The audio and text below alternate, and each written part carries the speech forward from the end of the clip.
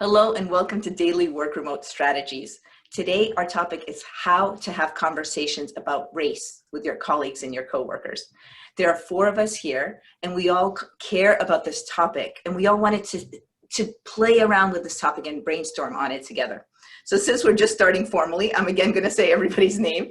This is Kelly Beischel. This is Ilene Schaffer. This is Venessa Perry. And I'm Senia Maymin. Here's the first question that I have for all of us here.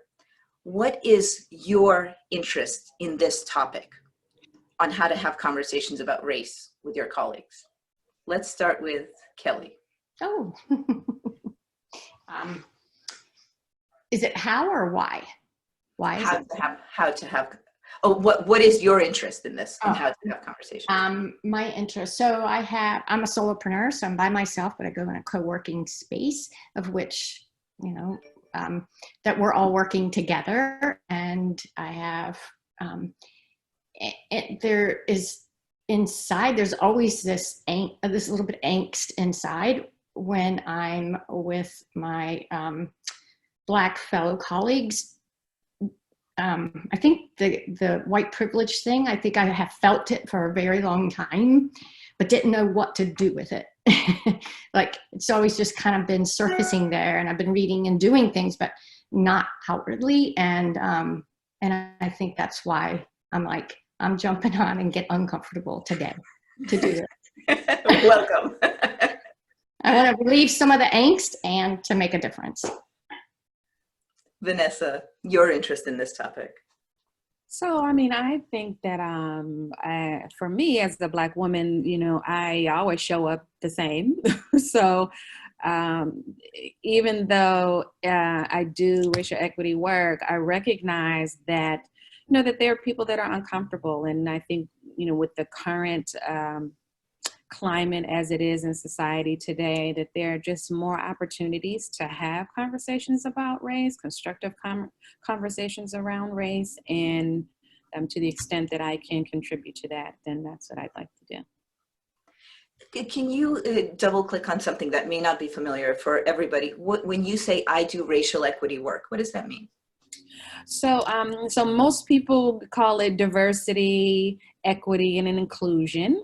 But for those of us who understand the basis of diversity, when people first started doing diversity work, it was basically because it was around race, essentially. And so over time, it's kind of got a little bit watered down in some regards. And so, there is kind of a resurgence for those of us who want to put the emphasis back on race, that this is really racial equity work that we're talking about. There is still not equity as it relates to various racial groups. And so let's call it what it is. It's not diversity. We're not talking about gender. We're not talking about sexual orientation, even though we are talking about those things as well.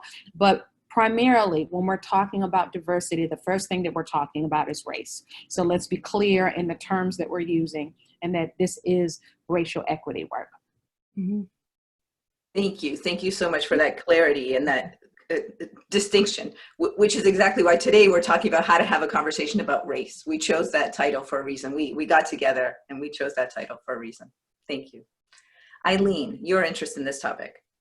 Yeah, well, I love hearing what both Kelly and Venessa said, and I would say I want to join the conversation. And I keep on thinking for myself, I just want to learn more. And as I say that, and right before popping on the call, I'm like, I need to unlearn a lot of what I've learned. And that's where my head is going for some reason, because I'm trying to, just expand my view, understand how in the heck, without swearing, we can be here today, having this discussion when in college we had this discussion. These discussions have been going on forever. And how are we here today? And it's not just about learning more, which that is important. It's unlearning. And that's where my head is right now, is unlearning. And then I feel like if I'm going to be doing coaching work and executive coaching work, then it is essential that I am able to help people facilitate dialogue and to show up to make change, just as I need to show up to make change. Absolutely. Mm-hmm. And my interest in this is from two perspectives. One is we came to America, my family did. We came to America from Russia when I was 6 years old. And the reason we came to America is because we were Jewish. And you did not want to be growing up. My parents did not want their two kids growing up in Russia Jewish, because we would not have had the same freedoms. We would have had to take a different test to get into university, very explicit. There were a lot of things that we would have gotten yelled at and called names very explicitly. Signs would have been written on doorways. So they knew this would have happened. So that's why we came to America.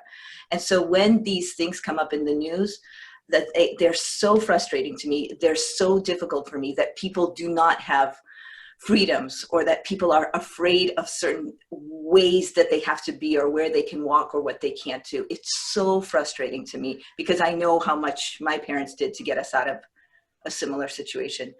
And that's just sort of on the emotional side. And then on the discussion side, my coaching practice deepened so much when I actually started facing or talking about these things, which I tend to call the social environment.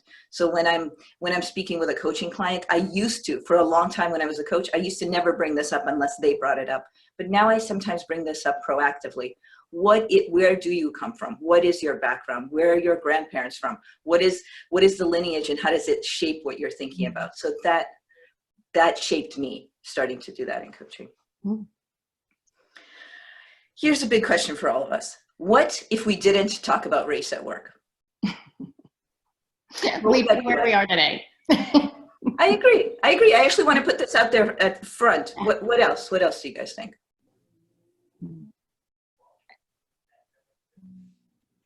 Venessa, I'm dying for you to say something, because Venessa wrote such a powerful, well, and you wrote such a powerful article on this and that feeling. So yeah, you know,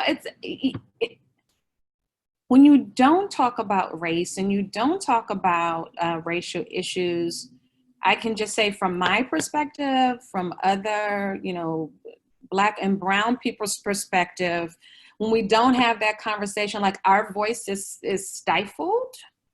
And so we just kind of exist in this space where we don't talk about it, and there are all these things that may be happening, but we don't talk about it because, for one, we've been socialized to not talk about it. And so now it's like it's in our face and people are like, oh, okay, this is what's going on. But for us, it's always been there. So I think it's an opportunity on my side to be a little bit freeing. It's, to have more of a free conversation. I mean, I've always kind of had the conversations, but I think it's for other people, it's freeing for them to recognize that they can have the conversation. And when we don't have the conversations around race, they're still there. I mean, they're still in everything that we do. The undercurrent is still there. Some people feel uncomfortable, but they're still there. So let's just address the elephant that's in the room. I love the ending of your article. And of course, I'm going to now say it, and you can correct me if I say it wrong, but you said something like, check in on your colleagues and ask them, are they okay? Because they're not, and you shouldn't be either. And if we don't discuss this, if this doesn't become part of the workplace, it doesn't become something in our families, if it doesn't become a conversation with our friends, and it is just swept as if it doesn't exist, you have all of our Black family friends, colleagues who are in pain. It doesn't not exist if we don't discuss it. So I love how you ended your article, because that really, it's like, this is why we are discussing it, I think, and reaching out one-to-one as well as a system. I'm pasting that article into the comments just so everyone can see Vanessa's article medium.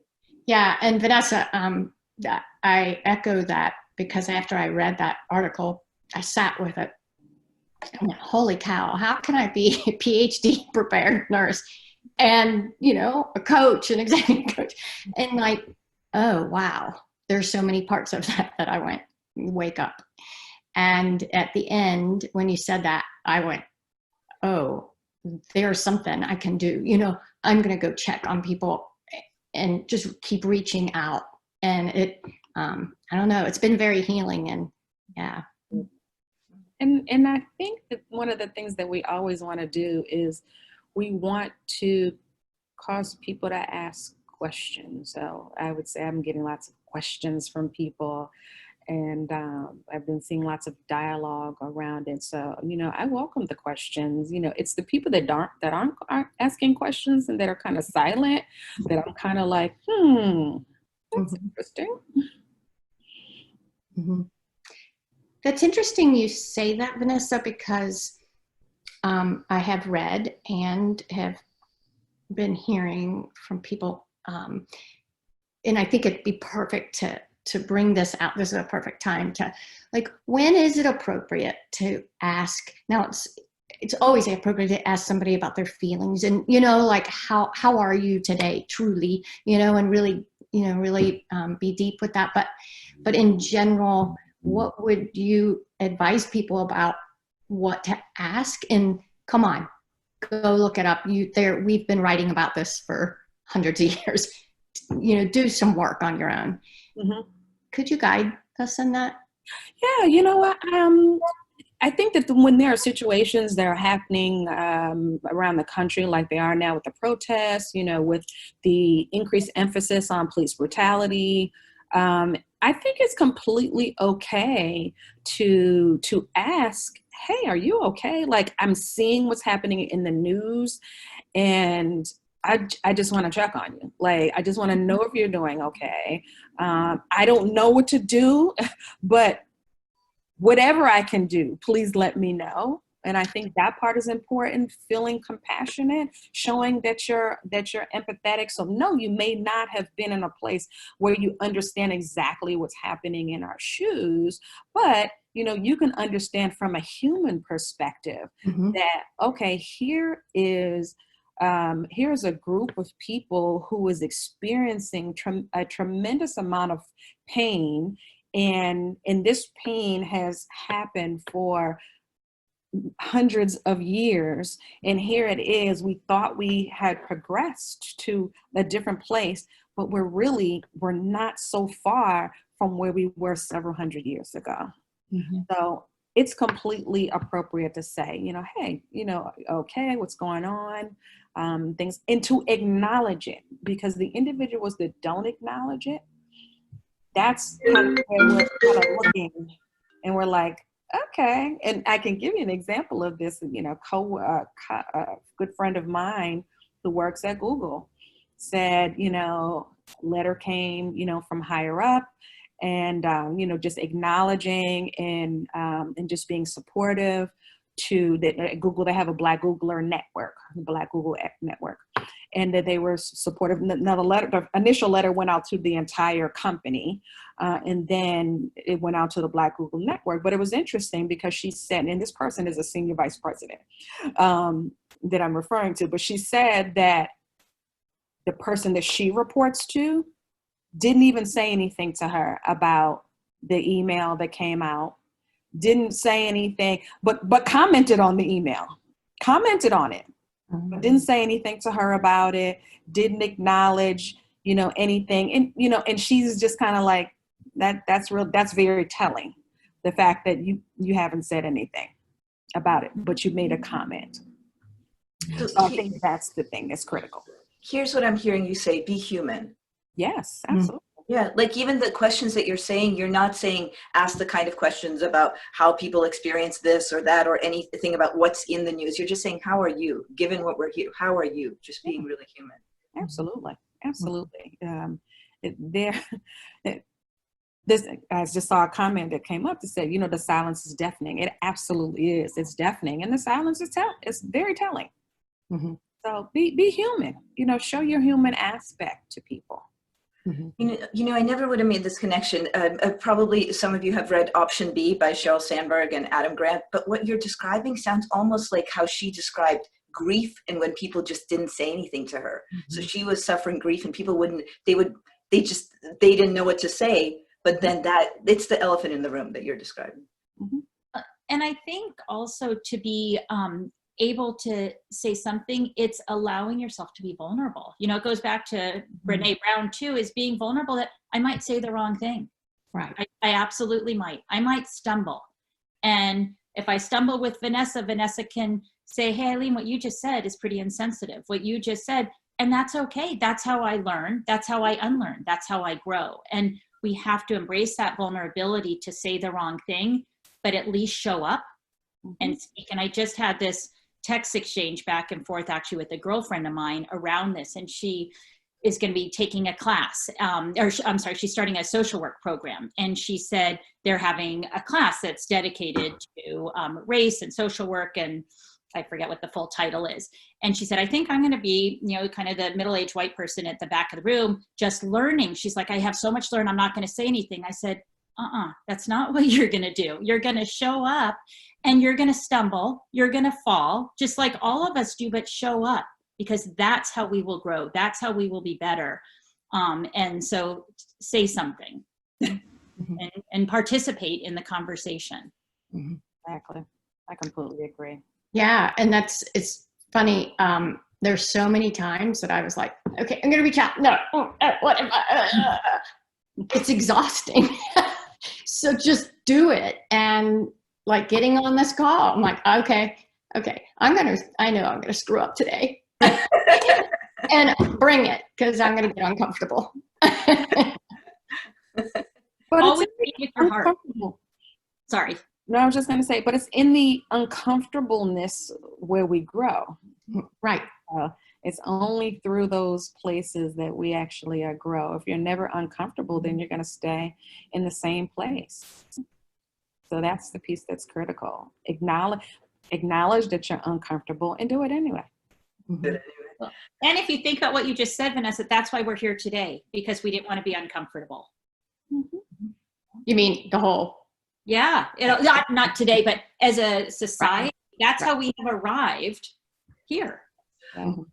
Let's do something as practical as we can for the people on this call. So they're going to get off this call and they're going to go back to their workplace. What should they do? What should they say? And let's keep in mind, in one-on-one conversations, if they're running a meeting of 6 people, if they're having an all hands of 30, what should people be doing so that what should they do? Well, sorry. Well, one thing that I say that they can do is,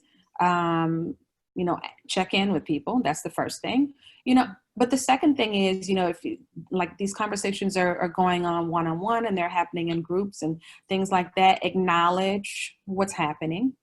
And the other piece of that is, how can I help? Like, what can I do? Like, I want to help, or I want to learn more, what can I do? And just those two things alone will go a long way, because I do believe that every great movement had allies in order to create effective change. And so you need allies. And so to the extent that we have allies and more allies and people that are willing to do the work and ask the questions and learn, that's very important in terms of, getting things changed from a policy perspective, and creating increased awareness, and really dismantling a lot of these systemic barriers that are up. In summarizing what Venessa said before, Kelly and Ilene, before you two go, how are you? I'm not sure what I'm doing, or I'm a little uncomfortable. It sounds like admitting. And how can I help? Would that be accurate? Yep. Kelly? Well, I was going to say to take the elephant out of the room and just acknowledge it. And I think we're at a point that either you're racist or anti-racist. I mean, we can't even sit in the middle anymore, and so really being the ally and relaying it to people that's where we are, so that they can, we can get the movement moving. Yeah. Ilene? Yeah, and agreeing, being an ally, keeps coming to my mind. How can, you use your voice? How can I use my voice to amplify what needs to be heard and learned? Also, I watched Robin DiAngelo, if we can pop that in the chat box by chance, her video or her book, White Fragility. And one thing that I think it's a great launching place for people to start and to read the book or watch the video. And one thing that she says is, we don't want to have the conversation, does racism exist in our organization? It's where does it exist? How does it exist? And that might also help to open dialogue. Yes, yes. And I'm so glad that you said that. There were two things that I was going to bring up that you mentioned earlier. One is about unlearning. And so, yeah, I would say there is a part that needs to be unlearned. And so if you wanted to start someplace, start with her book, White Fragility, because she does a great job. It's actually one of the books that I use in my work. When I introduced this concept, like, let's start talking. And that's one of the books that I use. And the reason why I use that book is because a lot of people don't realize just how deeply ingrained racism is within the organization. And I'll give you, two examples. One is there was a hashtag on Twitter. It was called, what the publishers paid me. And the person that started it is a Black woman by the name of Roxane Gay. She's a feminist. She has some amazing books, Bad Feminist, Untamed, several others. And she said, I got $15,000 for my first book. Now, mind you, this book was a New York Times bestseller, right? She's like, I got $15,000 advance. And she said, the subsequent book, she got $20,000 for this. She got, then she made $100,000, and then it was kind of like, oh, okay, now I'm here. But the point that she was making was about the disparities in the publishing industry in terms of the amount of the advances that Black people versus white people get. And there were all these people. I mean, it literally took over the Twitter line like Sunday. If you check publishers paid me, you'll see everything. But it really highlighted the disparity. And it was just like, okay, I'm Black. I write a New York Times bestseller. My next book ends up being a bestseller as well. But someone white writes a book that's not a bestseller. They get $100,000 advance, and their next book flops, and they still get $200,000. Like, why does that make sense? So that's the first example. And the other example that I want to give you is, within the organization. So when you look within the organization, how are hiring practices? How do you market to your demographics specifically? If you're an organization that targets, people of color, Black, white, Latino, whatever it may be, how are you marketing? Is your marketing such that you're actually creating materials that are going to get the demographic that you want to come in? And the second thing is around hiring practices. It's not just enough to hire individuals that look like your demographic, but what is the messaging that you're saying that you have when you're hiring these individuals? Because different people come from different backgrounds. I come from a middle class, upper middle class, highly educated background. And so do I know about the person that lived in public housing? Maybe I know a little bit about public housing, but let's just be sensitive and understand that just because I'm Black or I'm brown, I don't necessarily have these same experiences. So being mindful in your hiring practices. Oh, such beautiful points. Yeah. We're at the point in our talk where we ask our attendees, what are they taking away? What is something you're taking away as an idea or an action you're going to take? So let us know. We'll do one more question as you're writing that. Feel free to give us questions. We welcome your questions. And our question for you is, what are you taking away? It could have been something somebody said on this call. It could have been something you had in your head. What are you going to do, or what's a thought you're taking away? As we end, what other thoughts, either something we haven't talked about or something that we should talk about, what other thoughts do each of us have? Please, anybody who wants to go first.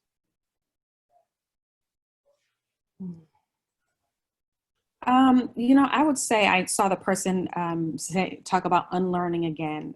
So again, unlearning, and part of that means, unlearning the things that you learned, but relearning some other things. So like I said, I think that the book White Fragility is an amazing book, an amazing place to start. You know, listening to not just YouTube videos, or just even if you listen to what some of the individuals are talking about, you know, when they're protesting, you know, there's people that you can follow on YouTube, and there are people that you can follow on Instagram and things like that. So listening to what they're saying, I think that's critical. Learning, educating yourself. There's one argument that I want to bring up that I think I'm hearing a lot, and I want to say why this is why you shouldn't say this, and that is this whole argument around I don't see color, which is critical. And the reason why, you know, I want to encourage people not to say that is because we see color. So even for those individuals, you know, you came up with someone, elementary school, you grew up with them. Oh, and I just saw them as a person. Well, we also know that when we get to high school, this is when the segregation begins. So, you know, the segregation after we leave high school, we go on to college. And so our peer group begins to separate. So, you know, typically, yes, you may have these friends when you were younger, but you have an affinity for them because you grew up with them. But it's when you get to high school and college where it separates. And so you really begin to realize that, okay, this person is different than me. So when you start talking about, I don't see color, the reality is that you do see color, even as it relates to your privilege. And you can just think about your experiences. You know, maybe you were out with one of your friends of color and you noticed how people looked at you. You know, you noticed how people acted towards you. So think about that. And, you know, and being mindful in saying that, because that statement alone is actually racist. And for the individual that you say that to, I can tell you that they will be irate. Like, you, if you don't see my color, then you don't see me. Mm-hmm. And you don't see my experience in the things that I have happening to me and have happened to me. So I believe with that point. So glad you mentioned that. I'm popping into the chat the Melanie Hobson talk, which is about color braveness versus color blindness. That speaks to what Venessa just talked about. Your comment made me think of something else that I think about, but I also have been reading about being brave in small moments. So if people make a joke that you think is not appropriate, do it. Stand up for that. Even if that person is not in the room who the joke is about, or a comment, you know what we're talking about. We all know what we're talking about, but addressing things like that. Mm-hmm. One last thing, I have so many things going through my head, but it's, I don't, oh shoot. Anyway, it's a researcher, and of course it's all gone in my head. She writes about change. She has a TED Talk. Anyway, I learned it from her, but I don't know if she did the research.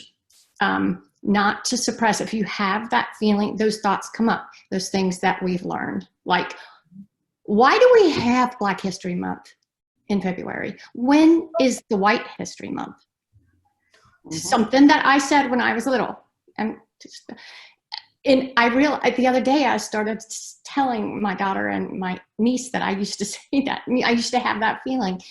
And it was so soothing to get that out there, because it's been sitting there in the shame pocket in my body for probably 40 years.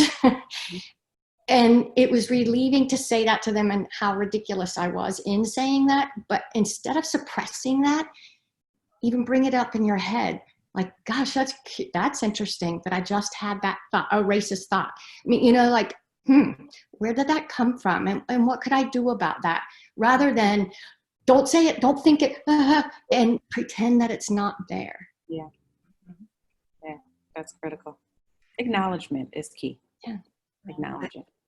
I'm going to read off a few comments of what people are taking away. So on both streams, say anything, just say something. That's something someone's taking away. Allies. And so that's a new way for this person of looking at it, and they love it. Great term, being an ally, being an ally. And one other comment is, be brave enough to be uncomfortable and reach out even when you don't know what to say, that I might make a mistake, that between how are you and how can I help, I could be messing up here. Mm-hmm. Mm-hmm. All good comments, you know, excellent. I definitely would agree with all of those. Eileen, oh, sorry about that. Go ahead. Go ahead. Eileen, something to add?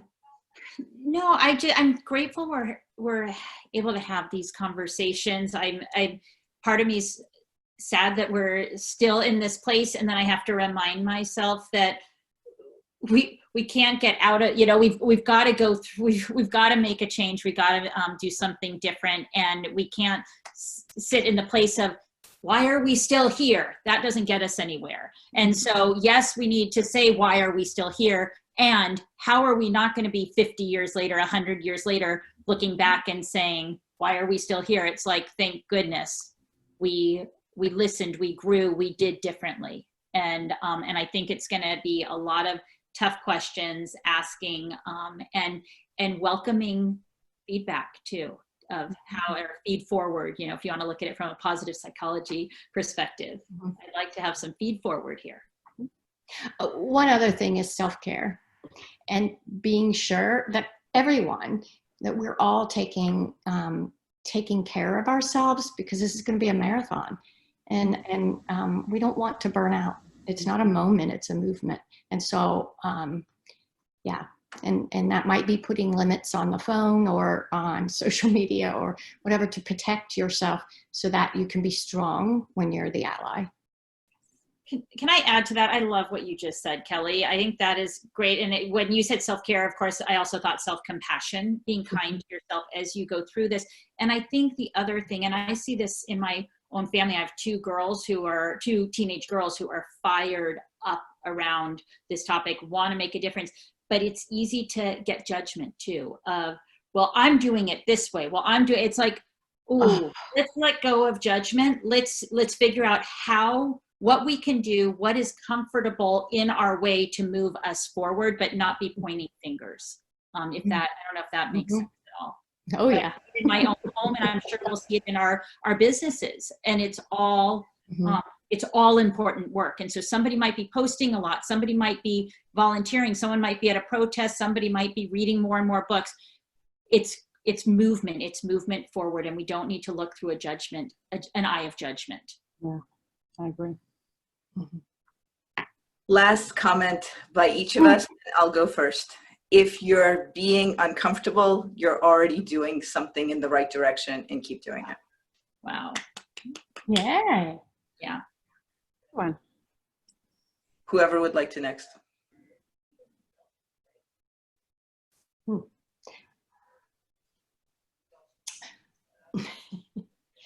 Brave is beautiful. Instead of caving in, let's just be brave in it, because that's really what's beauty, that it's beautiful.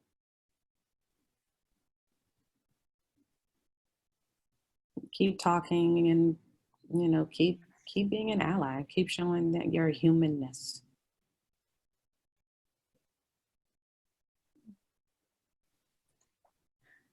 I don't know why be bold keeps coming up for me. So it goes off of Kelly's, but be bold. Mm-hmm. Yeah. Thank you, everyone, so much. Thank you. Thank you. Thank you for having conversations and bringing it. Thank you to all of us. Excellent. Thank you. Thank you, viewers, and we'll see you at 11 a.m. Pacific every day.